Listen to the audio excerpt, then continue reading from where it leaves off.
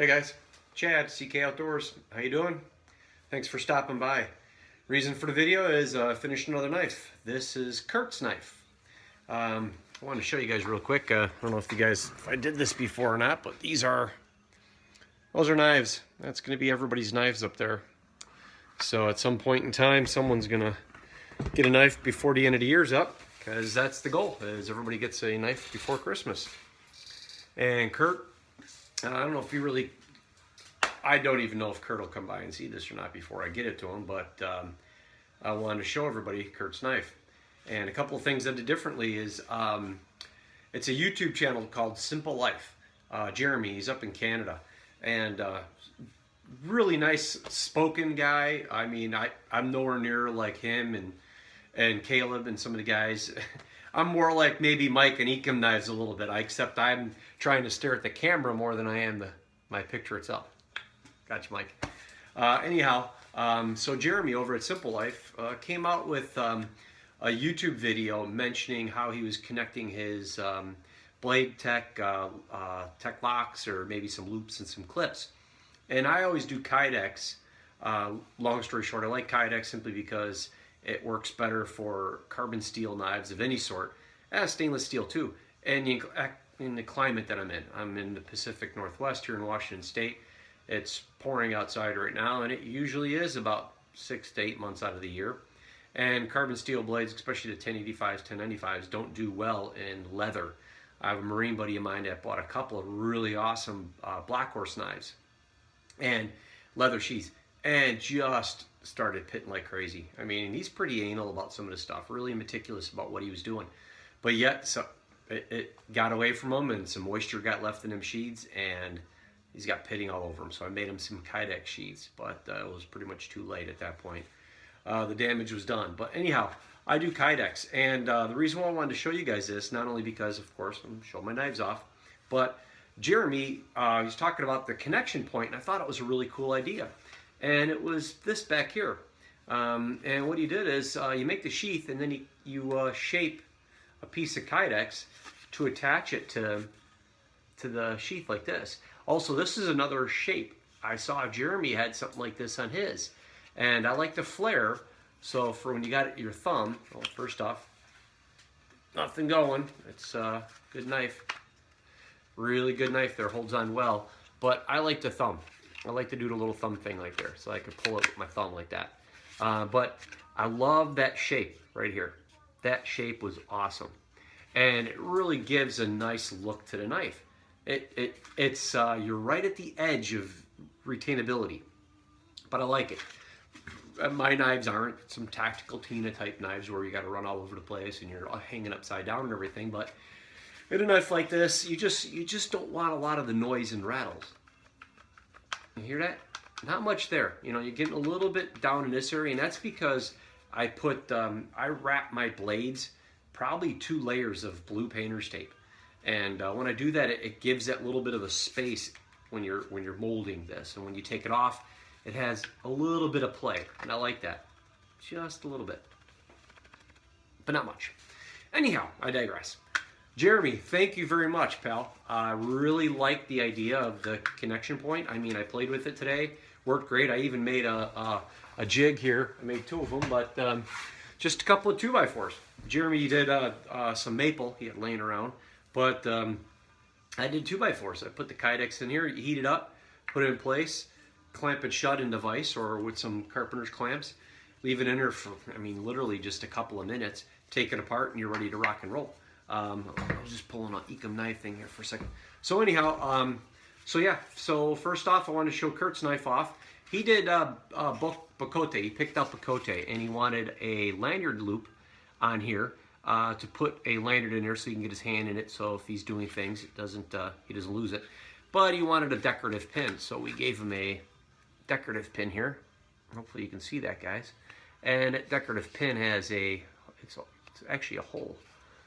Let's see if we can get that to kind of see through there. I really can't. I can see through it right about there someplace, but hopefully you guys, there it is. So it's a hole right there. So anyhow, did it in Ziricote. Now, I've got all this a lot of wood left over. My knife mentor, JC Knives, Jeff over at JC Knives, he gave me a bunch of wood, and it was awesome. It was really great, and I was been picking through it like crazy and trying to do stuff with it. But the Ziricote came out beautiful. This wood was awesome, but I guess in a way it was a little dry, so it had some really nice texture. I don't have video on it, but I do have a couple of pictures of the before on my Facebook page over at CK Outdoors on Facebook. So you'll see what the scales looked like before I started making this.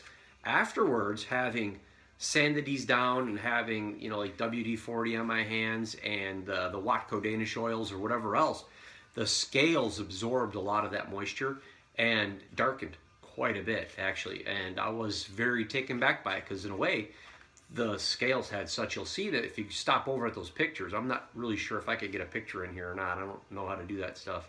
But they darkened up, but still, just to show you guys what the you know, the knife looked like in the scales wise. Again, it's late and it's already dark outside, so I'm using my light inside the shop, and I'm not really sure if this is going to come through, but this is an 11.5-inch knife. It's a full tapered tang. I always do taper tangs. I could do a straight tang, but really taper tang is just, there's just more steps involved, and it shows that you know, a little bit more care.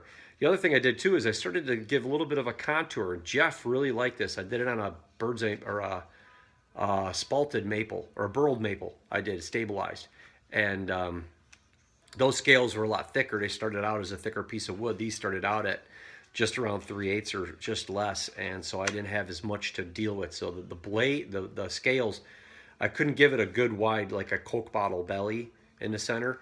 But what I was able to do still is give it a little bit of this contour. And it really helps, I think, with the look and the shape. I really think that's sharp. But anyhow, so let's see here. So that's the knife. It's got some WD-40 on it. So let's see here. Get some little angles on this and stuff like that. But yeah, so there it is. So, but really nice. Nice. I mean, it looks big. It looks really heavy. This is the second one I've done this way. Again, a buddy of mine, he bought one. He had me commission a knife for him, and I don't have a video on it, but I have pictures on the Facebook. And it's this style, but it has black micarta with black and white liners on the inside for his Marine Corps unit. But what I really liked, and what Jeff liked too, is how this comes in. You know, I got this shape. I like these rounds. But this right here, your pinky kind of falls into this. And it's just so comfortable. I mean, I'm really pleased with that, but that gives you your knife.